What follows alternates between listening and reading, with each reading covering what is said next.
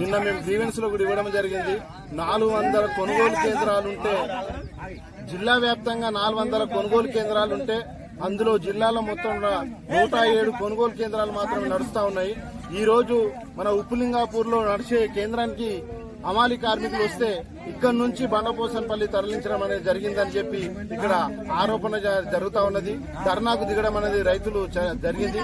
తక్షణమే దీనిపైన మొత్తము అధికారుల యంత్రాంగం మొత్తం దిగి, ఇక్కడ రాజకీయ యంత్రాంగం కూడా ఇక్కడ దిగి ఇక్కడ ఉన్న రైతుల సమస్యను పరిష్కారం చేయాలని చెప్పి రైతు సంఘంగా మేము డిమాండ్ చేస్తా ఉన్నాము. ఇప్పటికే నెల రోజులు అవుతున్నది.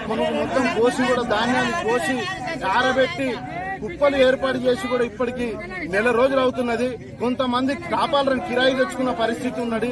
ఆ కిరాయి కూడా మీద పడే పరిస్థితి కూడా ఉన్నది. ఒక్కొక్కరు 4,000, 5,000 రూపాయల కిరాయిలు కూడా కట్టే పరిస్థితి ఉన్నది టాపాలు. అందుకోసం కొనుగోలు కేంద్రాలలో కనీసం ఇప్పటికి కూడా నీటి సౌకర్యం కూడా ఏర్పాటు చేయలేని పరిస్థితి, టాపాలు కూడా ఇవ్వలేని పరిస్థితి ఉన్నది.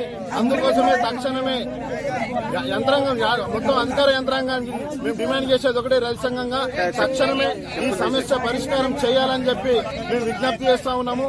లేని ఏడల ఈ సమస్యను ఇంతటితోనే ఇట్లనే ఉంచితే మాత్రం పెద్ద ఎత్తున ఆందోళనకు పోరాటం చేయడం కూడా మేము సిద్ధంగా ఉంటాము. ఇప్పటికైనా చైర్మన్ గారు వచ్చి ఇక్కడ ఈ రైతులకు సమాధానం చెప్పకపోతే పెద్ద ఎత్తున ఆందోళన కూడా చేయడానికి కూడా మేము సిద్ధంగా ఉంటామని చెప్పి ఈ సందర్భంగా